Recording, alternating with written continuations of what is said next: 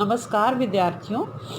आज के इस वीडियो में हम कविता स्नेह शब्द का बाकी बचा काम भाग करेंगे। इसके 2 पद्यांश रहते थे, भवानी प्रसाद मिश्र की कविता स्नेह शपथ, और ये आप अपनी किताब में इसको देख सकते हैं, पुस्तक में। देखे से प्यार भरी आँखें दुस्साहस पीले होते हैं, हर एक धृष्टता के कपोल आंसू से गीले होते हैं। तो सख्त बात से नहीं स्नेह से काम ज़रा लेकर देखो, अपने अंतर का नेह भला देकर उसको तो तुम देखो। तो कवि कहता है कि देखे से प्यार भरी आँखें, कि प्यार भरी आँखों को देखकर, किसी की आँखों में सच्चा स्नेह देखकर दुस्साहसी व्यक्ति भी कमज़ोर पड़ जाता है। दुस्साहस का मतलब है गलत तरीके का साहस।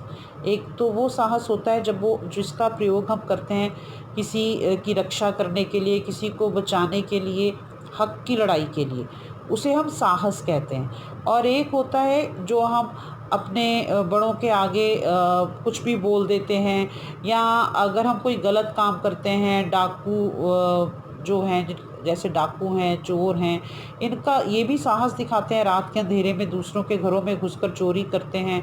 डाकू जो है वो भी ऐसे लूट-पाट, हत्या करते हैं, लेकिन इनका साहस कैसा है? दुस्साहस है, गलत तरीके का साहस है, दूसरों को डराने वाला, दूसरों के मन में भय पैदा करने वाला साहस है।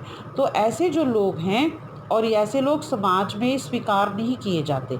तो समाज में जो लोग स्वीकार नहीं किए जाते, वो लोग भी अगर उन्हें प्रेम मिले तो वो जो हैं, उनका अंदर की जो बुराई है वो भी कमज़ोर पड़ जाती है। दुस्साहस पीले होते हैं, मतलब उनके अंदर का जो बुरा साहस है वो भी कमज़ोर पड़ जाता है। हर एक धृष्टता के कपोल आंसू से गीले होते हैं, और हर एक धृष्टता का मतलब है ढीठ हो जाना। तो हर व्यक्ति ऐसा जो कि समाज से बहिष्कृत है, ढीठ हो गया है, गलत रास्ते पर चल पड़ा है, अगर उसे भी प्रेम का संबल मिले, प्रेम का सहारा मिले, तो उसके गाल भी आंसुओं से गीले हो जाते हैं। कपोल का अर्थ है गाल। उसके गाल भी आंसुओं से गीले हो जाते हैं, मतलब उसके अंदर भी पश्चाताप का भाव जागता है, उसे अपने किए पर पछतावा होता है, और वो पछतावा आंसू बनकर उसकी आंखों से बहने लगता है।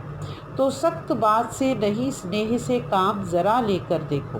तो कवि कहते हैं कि इसलिए सख्त बात से नहीं स्नेह से काम लेकर देखना चाहिए। प्रेम से जो मानव जाति है, सभी मानवता के प्रति हमारे मन में प्रेम होना चाहिए, मानव जाति के प्रति हमारे मन में प्रेम होना चाहिए।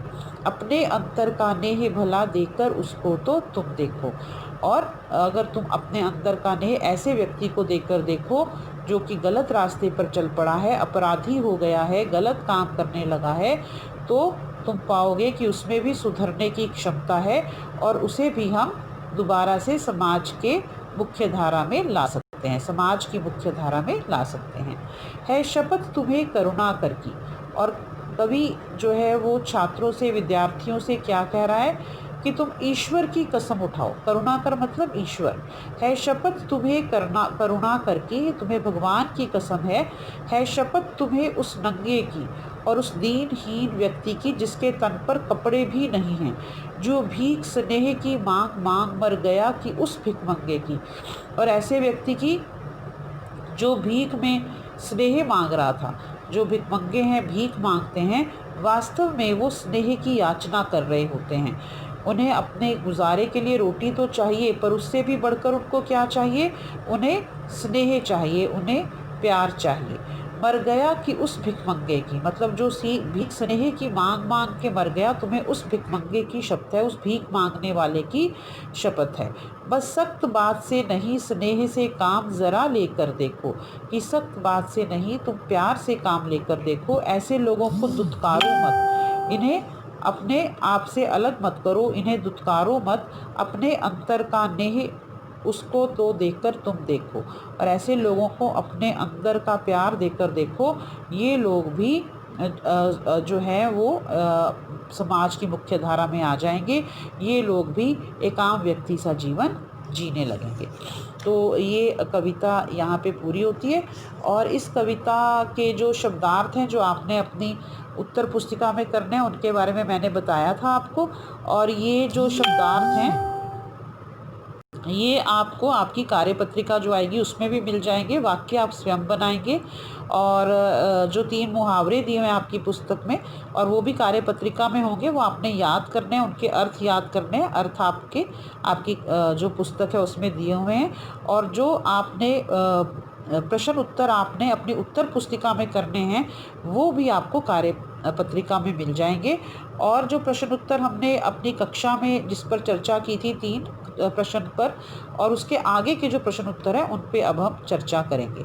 तो पहला प्रश्न है, कवि करुणाकर और भिखमंगों की शपथ लेने को क्यों कह रहा है? तो करुणाकर का अर्थ मैंने आपको बताया कि करुणाकर का अर्थ है ईश्वर। तो कवि ईश्वर की शपथ लेने को कह रहा है क्योंकि ईश्वर ही असीम प्रेम का स्रोत हैं। प्रेम कहाँ से आता है? प्रेम ईश्वर से आता है। और भिखमंगों की शपथ लेने को क्यों कह रहे हैं? भिखमंगों की शपथ लेने को इसलिए कह रहे हैं क्योंकि भिखमंगे जो हैं आपने देखा होगा वो किसके नाम पर भीख मांगते हैं? ईश्वर के नाम पर, भगवान के नाम पर, अल्लाह के नाम पर भीख मांगते हैं। तो वे भूखे और नंगे लोग वास्तव में ईश्वर के नाम पर, भगवान के नाम पर और अल्लाह के नाम पर क्या मांग रहे हैं? स्नेह की भीख मांग रहे हैं। तो इसलिए उनको स्नेह देना ही वास्तविक स्नेह शब्द को, वास्तविक रूप में स्नेह शपथ को पूरा करना है। उसके बाद जो प्रश्न हैं, लिखित प्रश्न आ रहे हैं आपके इसमें सामने आपको दिख रहे होंगे आपकी पुस्तक में। दुस्साहसी व्यक्ति को किस प्रकार झुकाया जा सकता है? जो दुस्साहसी व्यक्ति है उसको स्नेह द्वारा, प्रेम द्वारा झुकाया जा सकता है। प्यार से किसे भरा जा सकता है? प्यार से बुराई के और भ्रष्टाचार के गहरे से गहरे गर्त को भरा जा सकता है। किसको अपने हृदय का स्नेह देने की बात कवि कह रहा है? ऐसे व्यक्तियों को अपने हृदय का स्नेह देने की बात कवि कह रहा है जो मुख्य धारा से समाज की अलग हो चुके हैं और जो अपराधी बन गए हैं, जो गलत रास्ते पर चल पड़े हैं। और ऐसे व्यक्तियों को भी अपने अंतर का स्नेह देने की बात कवि कह रहा है जो कि दीनहीन लाचार हैं, जिनके तन पर कपड़ा नहीं है, जिनके पास खाने को रोटी नहीं है। तो ऐसे ये जो लोग हैं ये भी समाज की मुख्य धारा से अलग हो गए हैं। ऐसे लोग मजबूरी में समाज की मुख्य धारा से अलग हुए हैं। जो भीख मांगने वाले हैं या जो दीनहीन है वो मजबूरी में मुख्य धारा से अलग हो गए हैं। और जो अपराधी हैं वो भी किसी न किसी कारणवश समाज की मुख्य धारा से अलग हो गए हैं। तो ऐसे लोगों को कवि कह रहा है कि अगर हम उन्हें अपने अंतर का स्नेह दें तो इन्हें वापस इस समाज की मुख्य धारा में लाया जा सकता है। कवि किसके लिए बेचैन हो उठता है? कवि जो है वो उन लोगों के लिए बेचैन हो उठता है जिन्हें प्रेम और स्नेह नहीं मिला और जिस कारण से वो समाज से कट गए। ऐसे लोग अपराधी भी हो सकते हैं, ऐसे लोग दीनहीन लाचार भी हो सकते हैं और ऐसे लोग वो भी हो सकते हैं जो किसी कारण से कोई गलत काम कर बैठते हैं या गलत रास्ते पर चले जाते हैं। कविता में कवि ने किस बात पर अधिक जोर दिया है? इस प्रश्न के उत्तर में आपने कविता का केंद्रीय भाव लिखना है। तो ये केंद्रीय भाव और कविता में कवि ने किस बात पर अधिक जोर दिया है वो एक ही बात है। उसके बाद आशय स्पष्ट कीजिए है।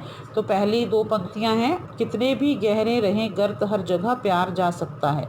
अर्थात कितने भी गहरा जो है वो पतन का गड्ढा क्यों ना हो, मतलब बुराई का गड्ढा कितना भी गहरा क्यों ना हो, लेकिन प्यार जो है वो गहरे से गहरे बुराई के गड्ढे में जा सकता है। अर्थात प्यार से हम बुरे से बुरे व्यक्ति को मार्ग पर, सच्चाई के मार्ग पर और अच्छाई के मार्ग पर ला सकते हैं।